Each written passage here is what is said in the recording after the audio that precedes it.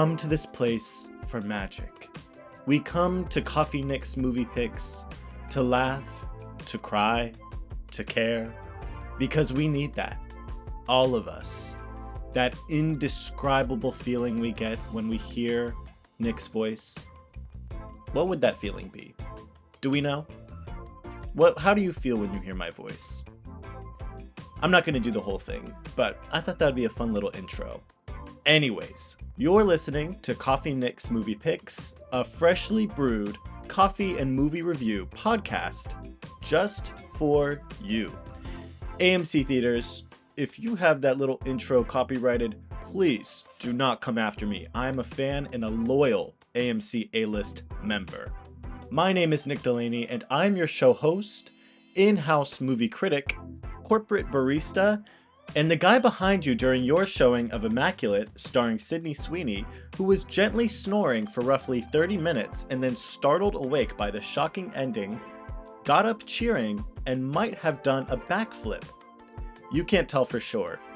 I was sitting behind you, so you didn't see. You got a problem with that? You're in luck, because this week's movie review is Problemista, directed by Julio Torres. In other news, stay tuned to hear how a hungover Easter-themed fever dream-like experience turned into this week's coffee review, a matte black cold brew. Please, take a seat, stay a while, and let's talk FileMaker Pro over some coffee. Do you use FileMaker Pro? Can you upload this to the database? Can you? But first, tell me what I'm about to say. You know what I'm about to say. Please, I beg of you, if you're listening to this, make sure that you are following at Coffee Nick's Movie Picks on Instagram and TikTok, and Coffee Nick Pick on X. And if I'm on MySpace, if I'm on LinkedIn, if I'm on Vine, if you can find the Coffee Nick Movie Pick Venmo account, follow me there too, just to make sure. Because there, you can stay up to date with things about the show like new releases, movie discussions, coffee pictures, and I will start shitposting on my Instagram story. So yeah, again, that's at Coffee Nick's Movie Picks. First of all, how are we doing out there? This month, I feel like has been a crazy month for releases, not just with movies, with pretty much everything. I feel that January and February were pretty horrible in terms of any type of media releases. I don't think we had any important like music albums, video games, definitely not any like great movies coming out. So I feel like this has been like the 2024 renaissance. There has been so many cool things happening in March, so many great movies. I saw Love Lies Bleeding, which was amazing. I don't know if I'm doing a review on that, but you should definitely go see it. As I said in the intro, Immaculate came out this month, and if you're not shaken easily, go see it. I actually did not love it, and I might review it later, but I do recommend watching it. When you get to the ending, you'll see why. Also, this month, we've had Late Night with the Devil, which, if you haven't heard about Late Night with the Devil, it is sort of like a found footage movie, from what I understand. But the found footage is a late night talk show that gets like interrupted by demonic possessions or something like that. But that movie has come under a lot of fire because people discovered that they used some AI generated art in the film. So the film is being boycotted right now by many people, and I completely understand that. I won't open this can of worms about AI generated art in film and everything. Long story short, I absolutely do not support the use of AI in film whatsoever at all. But I encourage you to read up on this situation. And if you're going to see Late Night with the Devil, definitely look into this before you go see it. Because I think it's important to have an opinion, especially if you're a movie enjoyer. It's important to be aware of the threat that AI poses to the film industry and to any creative industry. So yeah, it's a very interesting situation.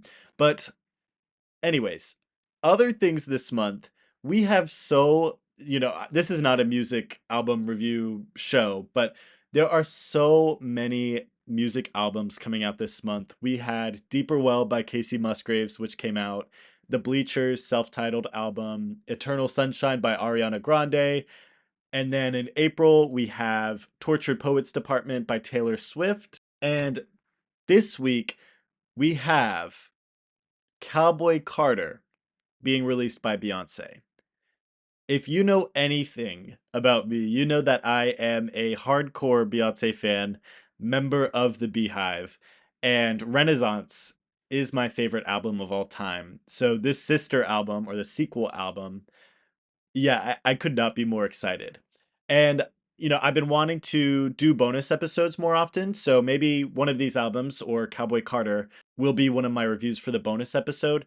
And, I'm not qualified to do music review. I don't think, really all I could say about like music and songs and stuff is I like it because it sounds good. But I think it would be fun to do a little bonus episode that's kind of like not movies. But of course, if I do a bonus episode, I always will stick to like the regularly scheduled episodes as well. I will never have a bonus episode substituting for a regular episode because this is movies. We're doing movies here, but it might be fun to do something different. Once again, I would like to mention my excitement for seeing Twin Peaks Fire Walk with Me in theaters in April. I am very excited about this, and I would like to take this moment to confirm, to promise that there will be a Twin Peaks Fire Walk with Me episode. So get excited, be prepared for that. If you need to kind of like binge watch the first two seasons of the show, do that. It's on Paramount Plus. And this episode will be coming out April 24th or so, kind of like that general week.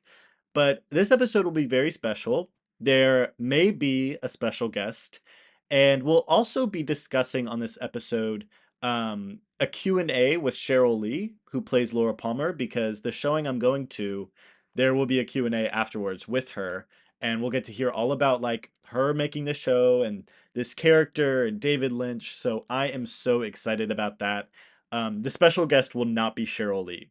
Let me say that now. That would be amazing, but I do not have any sort of budget for that. So, and yeah, I'm trying to finish Twin Peaks season 3 before I go see this movie in theaters. Uh, and so far, I'm loving season 3. It's a completely different turn, but it is so good, and I have so many emotions surrounding it. Anyways, enough of that. Let's get into this week's Now Brewing. Now Brewing this week is a matte black cold brew from Sweetwater's Coffee and Tea. Today's episode is not only a coffee review, but this is a coffee experience. This past weekend, I was visiting my dear friend Evan, who I promise will be on this podcast one day or another. And he's from Long Island, New York. And the night before this coffee experience occurred, I had, a few margaritas at Chili's Bar and Grill. And afterwards, we watched Immaculate in theaters, which, like I said, I'm not reviewing today, but maybe one day I will. And so I was, ever so slightly hungover the next morning. And long story short, I needed coffee bad. And because of the Chili's Margs and not having coffee, I was slightly more groggy than usual. You sort of have that delirious state that coffee addicts have before they drink their coffee in the morning. If you know, you know. I was very groggy, basically. Evan doesn't drink any coffee, so I chose this place that looked good off Apple Maps, and that place was Sweetwater's Coffee and Tea. So we drive over and we get to the parking lot, and it is absolutely packed.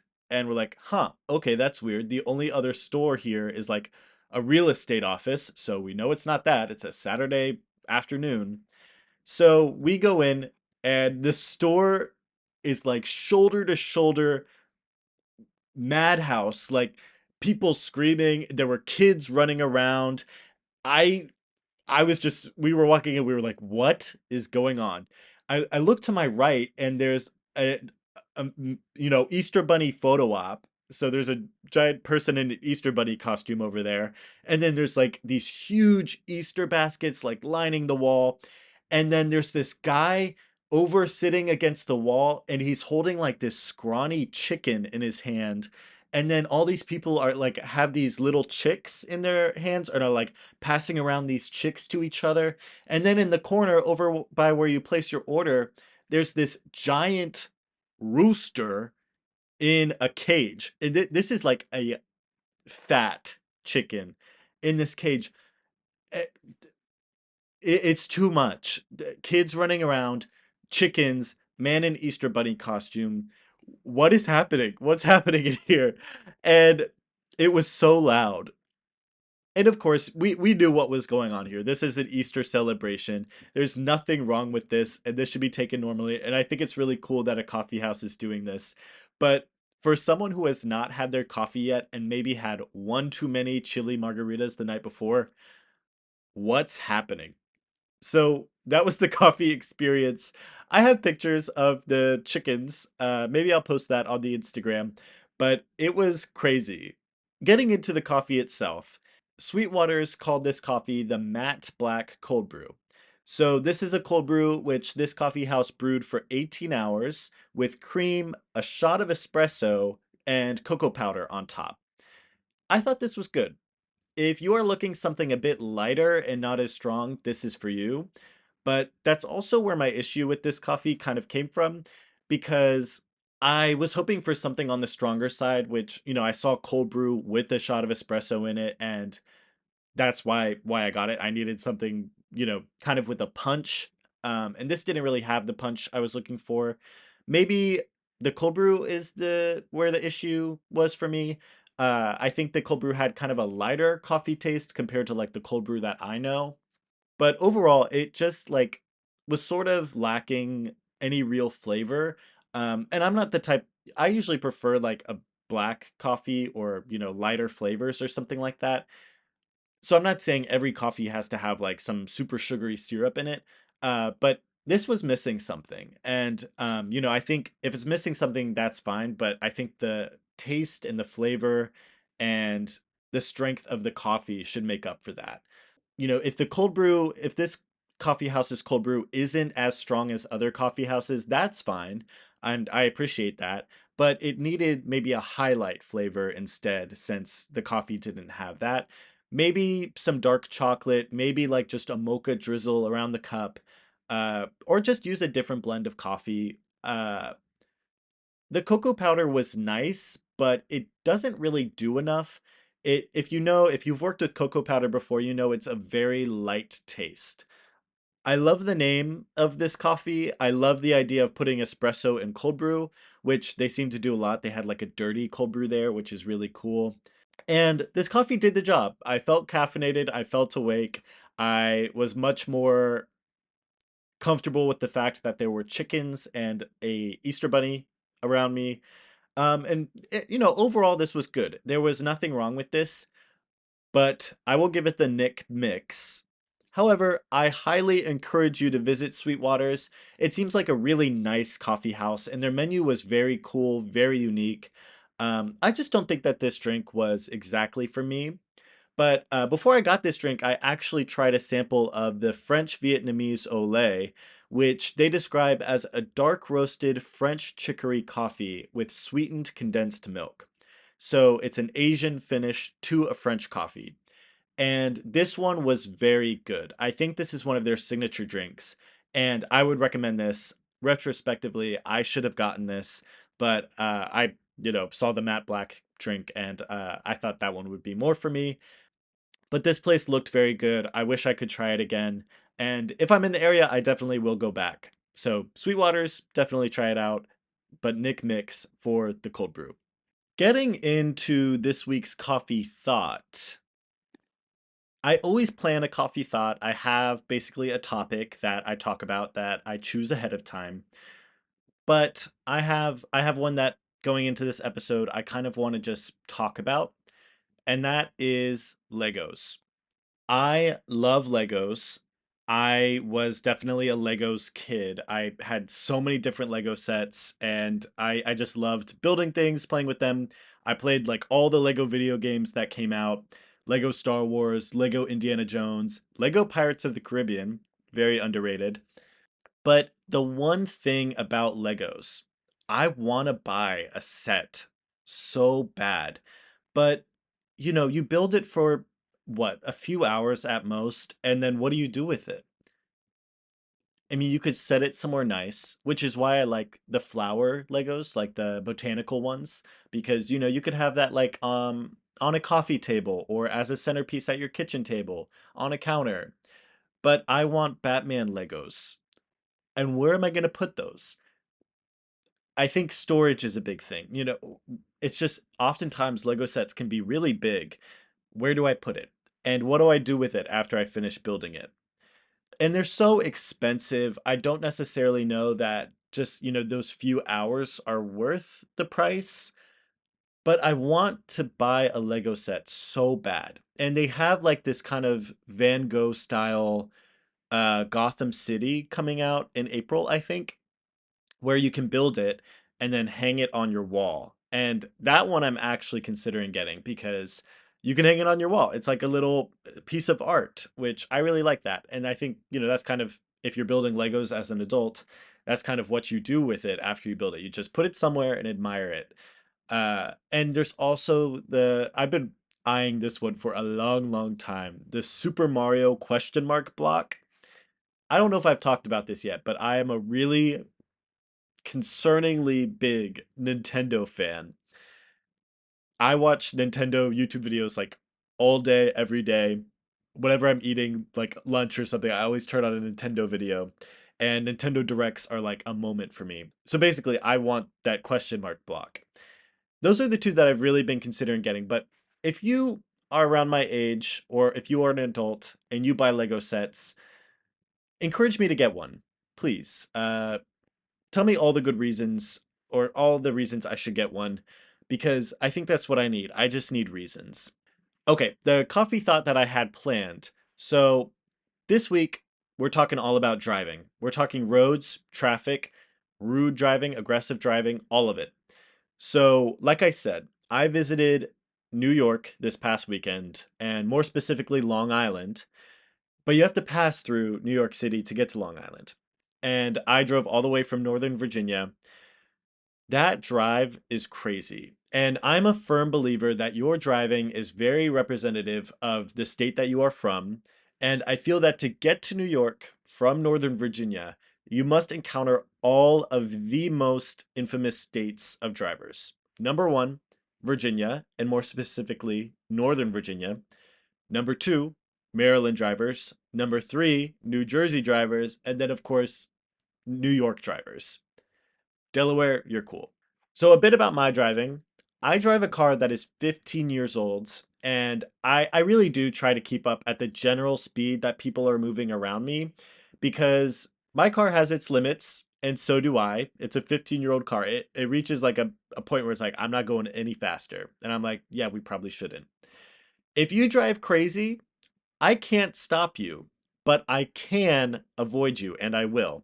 Now, knowing this, I try to stay out of the left lane if possible, and I'm usually found in the middle lane. So tell me why, on the New Jersey Turnpike, I was in the middle lane, going at a completely acceptable speed that I will not name, and someone comes flying up on back of me, riding the back of my car so close that it looks like this person's just sitting in my back seat. I didn't do anything because this is clearly an unpredictable and scary driver, so I stay put. And I guess this pisses them off because they go in the right lane, speed up to my passenger window, and make like this really inappropriate gesture at me, like the kind of like jacking off hand gesture. How about we get some help? How about we calm down? How about we use the left lane if we want to act crazy? Or how about we just don't do this at all? How about we put this all aside? But really, like I said, I match the general speed of those around me. If that's the speed limit, it's the speed limit. If it's not, well, listen, I don't endorse going over the speed limit, but you know what I mean. But there are people around me who zing by at least 20 miles per hour above me, and I won't say what speed I'm already going. And I don't understand this. This is literally so scary. And if I was riding as passenger in that car, I would be clutching that little handlebar. Now, this is something very Bachelor of Arts in Communication Studies of me. But I find it interesting how driving makes people feel allowed to interact with others like this, sort of like how social media makes people feel allowed to act negatively towards others as well. And if you think about it, the interactions that people have with each other while driving are sort of similar to interactions people have online. You're never going to see this person again. So, why not give them the little jack off hand signal, you know? And that's not right. Just because you won't see this person again or you don't know who this person is, that does not mean you should do it, obviously. And that's just kind of like how things are online. There's sort of that separation between, the person sending the message and receiving the message that makes you feel like, oh, I can say anything I want and get away with it. And maybe you can, but we still need to interact as if we are talking face to face, as if you know me and I know you. Let's talk about how I wanted to take the train because mass transit is sexy, but round trip, it would have been about $300. No, thank you. Lastly, like many other people in my generation, I feel the need to mention my dismay for what we, society, have decided as our approach to transportation. And I think what I'm saying is that I want everything to be just like all these buildings to just be in a forest with no roads connecting them. Like if I want to go to the grocery store or your house, I just have to walk through the forest to get there. I could just be like, "Oh, I take this little narrow dirt path from my house and just walk 15 minutes east and I'm at the grocery store." I'm not an expert on infrastructure, nor have I been educated on infrastructure whatsoever. But what I'm trying to say, or what I'm trying to communicate, is my deep desire and longing for walkable cities. Because I'm tired of people making little jerk off hand gestures at me as they breeze by at 110,000 miles per hour, revealing their New Jersey license plate. That's all I have to say. Let's talk about movies. That's what we're here for, isn't it? And coffee, of course. This week on Now Showing, we're watching Problemista. Problemista is directed by, written by, and starring Julio Torres, who plays Alejandro, an aspiring toy designer from El Salvador who moves to New York City to hopefully achieve his dream of working at Hasbro. After hearing nothing back from Hasbro and getting fired from his job as an archivist for an artist who cryogenically froze himself, Alejandro scrambles to find a job before his visa expires. Elizabeth, played by Tilda Swinton, is the eccentric wife of the frozen artist who, throughout the film, erratically suggests sponsorship to Alejandro. But the real question is, will she follow through? With the clock ticking, Alejandro must sway Elizabeth to give him sponsorship, stay financially afloat, navigate the contradictions of US immigration law, and pretend to know how to use FileMaker Pro before time runs out and his visa expires. The first thing I want to mention about this film is that it is the funniest movie I have ever seen and probably will ever see, hands down. I don't know what type of humor this is, but it completely scratched the right itch for me. So if you think you have even a remotely similar type of humor to me, this movie is absolutely for you. I also want to first mention what an absolute powerhouse that Julio Torres is in this movie. He is the director, he is the writer, and he is the star. So much of this movie's creativity, imagination, and humor belong to him, and I would like to salute him. He did a stellar job with this movie. And right away after watching this, I want to see everything that he's been involved with because the level of intention that he brings to Problemista, I can tell that he is an artist that, brings this attention to detail to everything that he does. The humor here is over the top, it's campy, it's absurd, it's weird, all in the best ways. And being about immigration law, this movie has a lot to say that is very relevant right now and very serious. But this story does not take itself seriously at all. And I mean that in the highest regard. I think that comedy movies usually feel the need to have their story be pretty shallow, and movies with strong messages usually feel the need to avoid comedy. I think that in Problemista, Julio Torres perfectly walks this line between having this serious, powerful message while also just having this hilarious film. And he does this the whole way through. The film is constantly funny, yet constantly serious about its message. And I think that's a very hard thing to do. And that's what makes this film so unique. I don't think I've seen a film like this. It kind of reminds me of Everything Everywhere All at Once. I think this film really is on that level. It's not quite as emotionally impactful like that movie is, just because it's so ridiculous the whole way through. But it definitely reminds me of that film and that film's humor a bit. And in terms of bringing the humor to life, Tilda Swinton was a riot. Her character and her performance completely demand your attention in this movie, quite literally at times, and I was obsessed with seeing her in this role. She was wildly entertaining, and I will forever be grateful that we got to see her do this. So this leads me into like my main talking points for the film. And those talking points are the characterization that this film has in regards to so many different things, in regards to its characters, its message, its story. It characterizes these things so well and so effectively. Since it's fresh in our minds, I want to talk about how the character of Elizabeth was characterized. This is Tilda Swinton's character. And first of all, she's characterized really well with her backstory. This is a slightly tragic character, and we can tell just by the way that she behaves and how she carries herself that this is a person that's been through a lot. One of the things that characterizes Tilda the most in this film is that she's always very like frazzled and frantic, and she's always like holding things, and she's always holding her phone.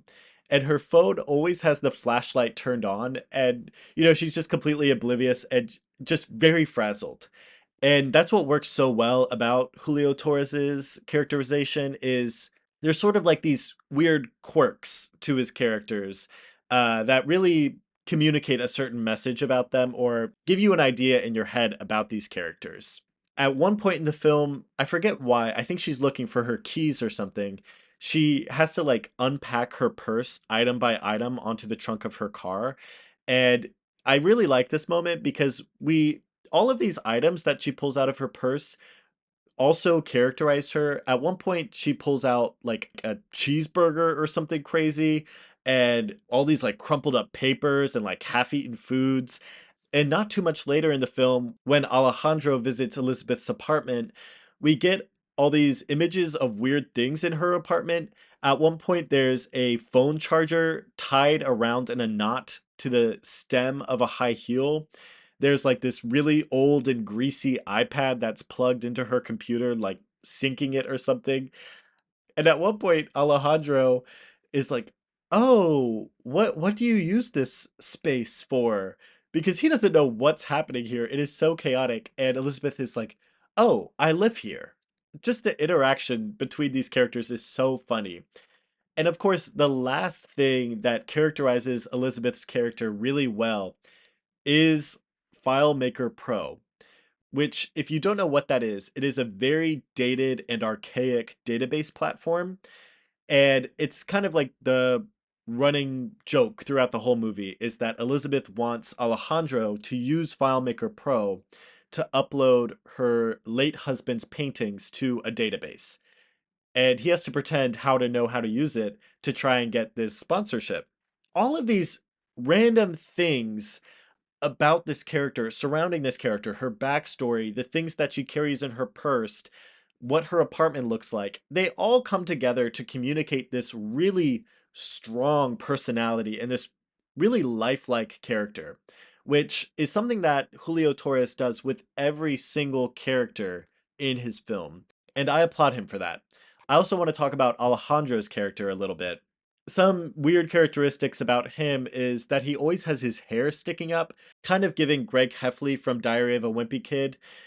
And he also has this little walk. It's like a little prince, and he does it all the time. Even in the most serious moments of the film, he I don't know how to describe it. He has this little walk where he just sort of like bounces up and down like he's floating a little bit. And I like that he still does it in the serious moments of the film because you kind of remember, like, oh, this movie is so unserious the whole way through.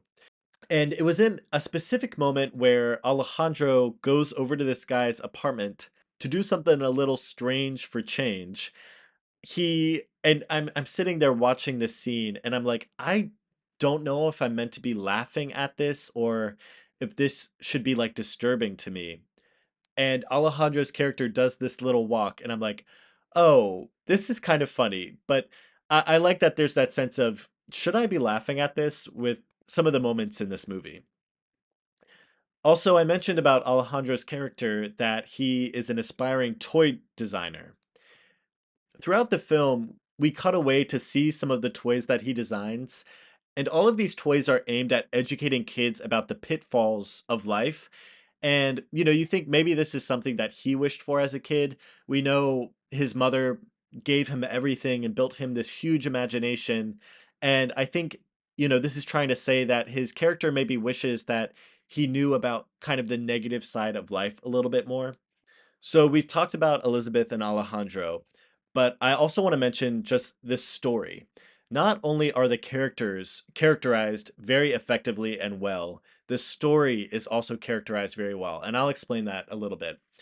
Several times throughout the film cuts away to show a symbolic representation of whatever is happening. For example, when the narrator is talking about how impossible immigration into the US can be, it shows Alejandro going through this never ending maze of like offices where he's trapped in an office and there's a door out, but the door is locked. So he has to climb through an air vent, but the air vent just leads him to another office. And if you watch the trailer, it shows this a little bit. So basically, it's like a never ending maze. And this characterizes elements of the story really well. As someone who has never had to interact with US immigration law, this really helps characterize it for me. Another way that elements of this film are characterized later in the film when Alejandro confronts Elizabeth about a variety of different things, like his sponsorship. She turns into this giant Hydra dragon monster that he has to fight. Also, at one point, a representative from Bank of America even shoots Alejandro dead to show how the bank is against him as well. Nothing here takes itself seriously, and at the same time, it does. It's really great. I know that was kind of like a lot of just different moments and characteristics and weird things about the film. But what I'm trying to say is these weird images and symbols and character quirks, they come together to communicate something that is so lifelike and so real about our world. And Julio Torres does such an excellent job coming up with these abstract, sort of offbeat images used to convey these different things about his movie. Moving away from how things are characterized in this film, I want to talk about the ending a little bit. And spoilers if you haven't seen the movie. Not that this is really like a spoiler type of movie, but in case you want to see it for yourself. I really like how Alejandro and Elizabeth's characters develop together. I think they form this really beautiful relationship where they're more similar than they think. There's this moment where Elizabeth is talking to Alejandro about his dream to be a toy maker. And she tells him, you don't get answers by talking to an entity. Demand a name and demand to speak to them. And that's something we see about Elizabeth's character a lot throughout the film is that she is so adamant about having things be her way and she demands to make things right. And I think that's something, that a lot of people could look at and really frown upon. This character has a point in which she is saying, don't let these companies that you're applying for a job for or these art exhibitions or whatever walk all over you. Don't allow that. Demand them to treat you with respect, demand them to give you what you deserve. And I think that's a really important lesson for Alejandro to learn because he is just someone that has been walked all over throughout this movie, because he needs to make money, he needs sponsorship for his visa. So really, he has to let all of these people and companies walk all over him just to survive. So I really like this ending for Alejandro's character. And I like the symbols of the cryogenics sort of representing immigration. And even FileMaker Pro sort of represents the really complex and impossible immigration system in the US. The one thing about the ending, though, is I wish that the movie just ended a few minutes earlier. There was a really nice and fitting ending that I liked, but it kept going to show something else. If you watch the movie, you'll see, but sometimes movies, I think, feel the need to overexpose their ending a lot. But I'm not saying I don't like the ending that was there. I think it was still really great, still fitting, still funny. My other main point of critique for this film are the symbolic scenes that we see. These, like I said, are used a lot throughout the film.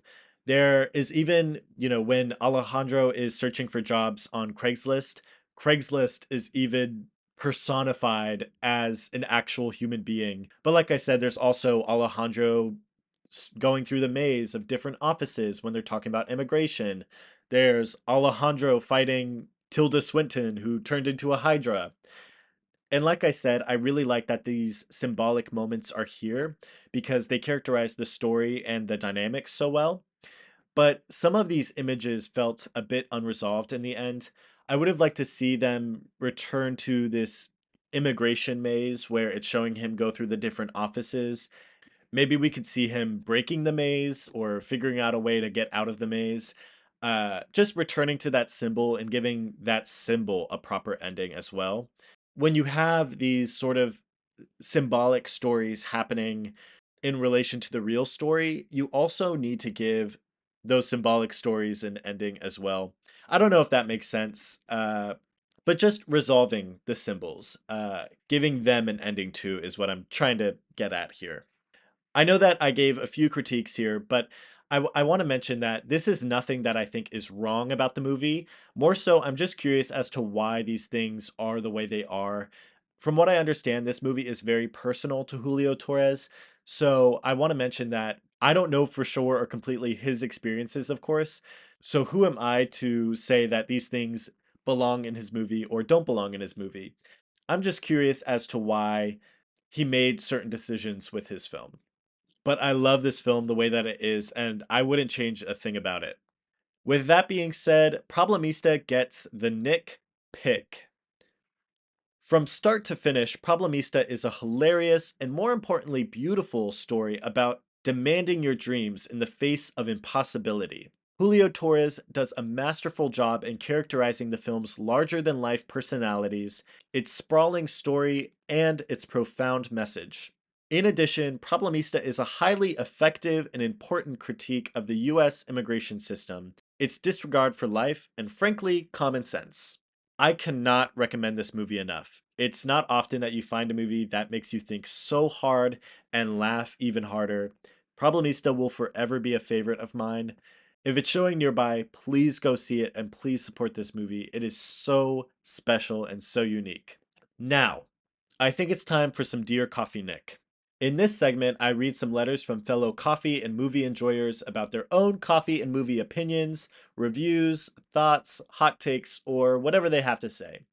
Listen, I go way off topic in this podcast, so really send in whatever you want to talk about. It doesn't even have to be movie or coffee related.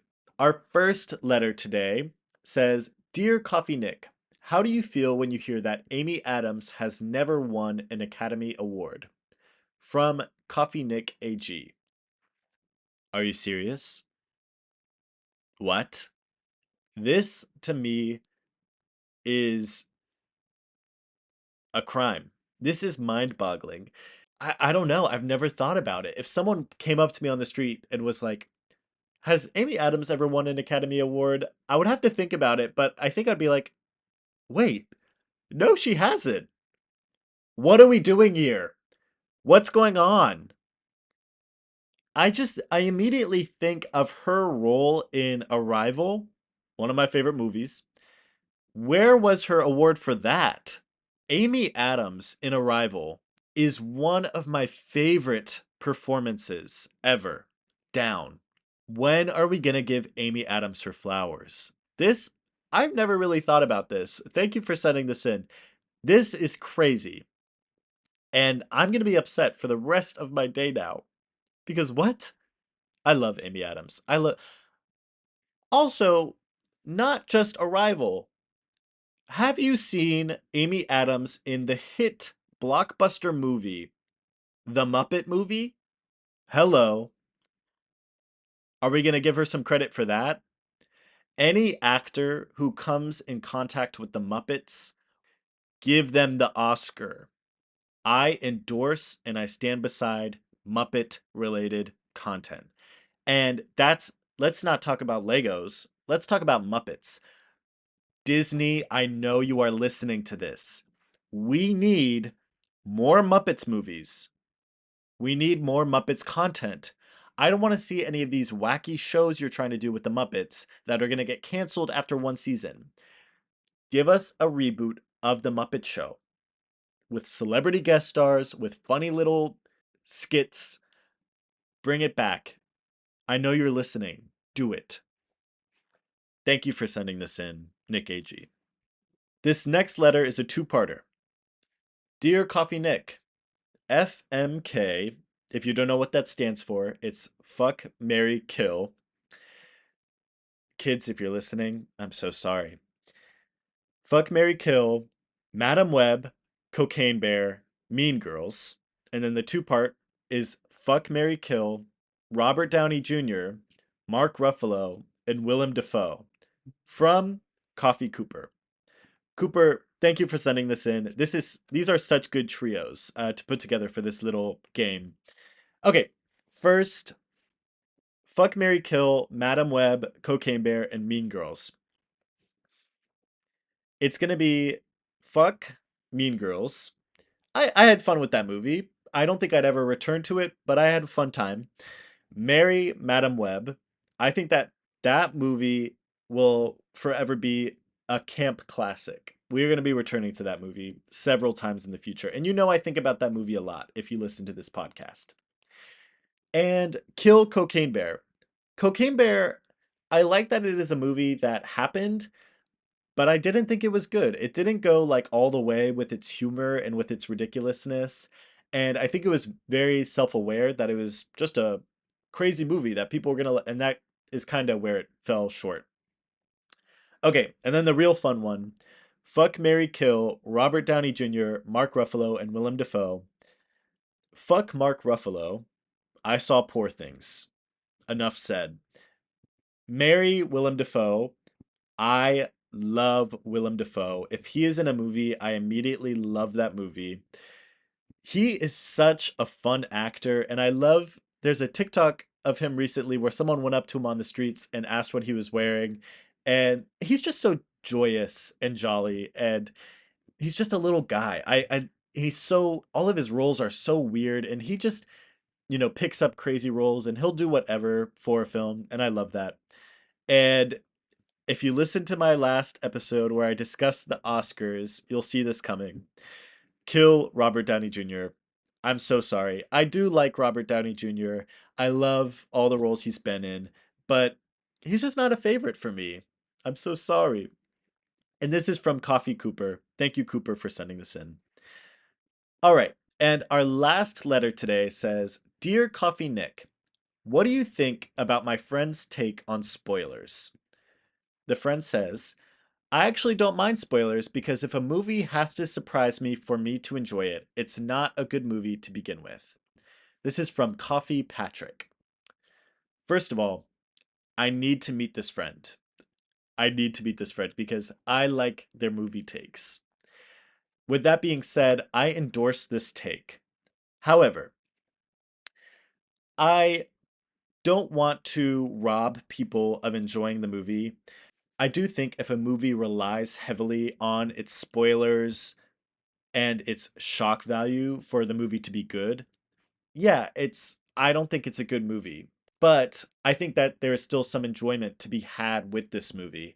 And I'm not about robbing people of the enjoyment with this movie. And I don't think this friend is saying just go around spoiling every movie. But I see what this person is saying. Personally, I don't like spoilers. I think that a twist or shock value in a movie, it just it enhances the movie, and it can enhance an already really great movie. So here are two examples. Barbarian, released in 2022. That is a movie that does not at all rely on its twists or its shock values to be an absolutely great movie. The shock there really just enhances what's already there. But a movie that does completely relies on its shock value and its spoilers to make a great movie, quote unquote great movie, is Argyle. I reviewed it in my first episode. It just completely relies on twist after twist after twist to be a good movie, and that is completely what makes it a horrible movie.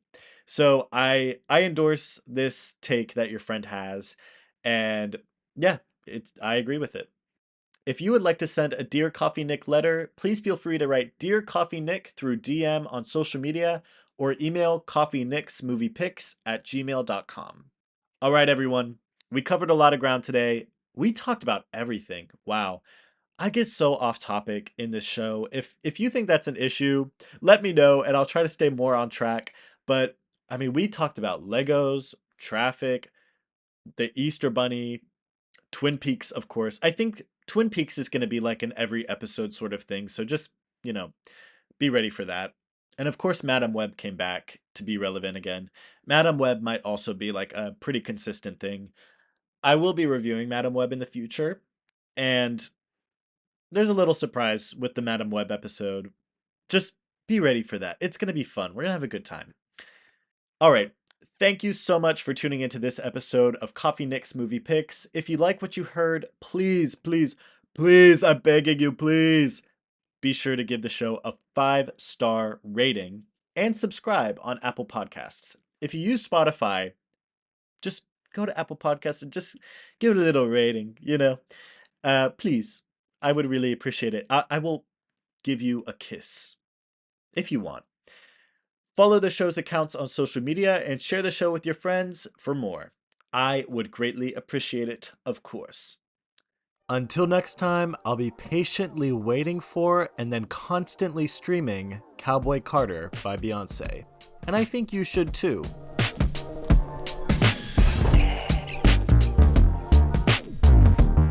Thanks again for listening to Coffee Nick's Movie Picks.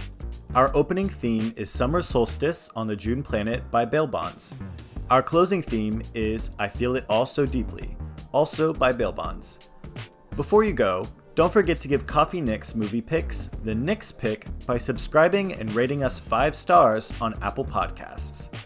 You can follow Coffee Nick's Movie Picks on Instagram, X, and TikTok at Coffee Nick's Movie Picks. Again, that's at Coffee Nick's Movie Picks.